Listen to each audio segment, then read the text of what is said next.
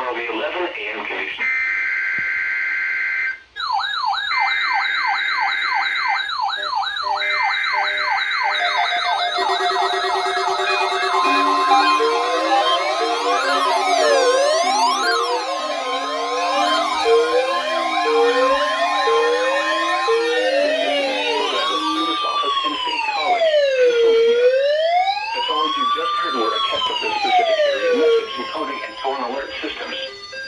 During dangerous weather events, NOAA weather radio receivers can be activated by these systems. A message with information about a watch or warning would follow.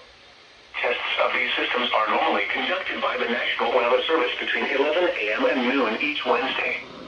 If there is a threat of severe weather, the test may be postponed until the next good weather day. Repeating, this was a test of the specific area message encoding and tone alert systems.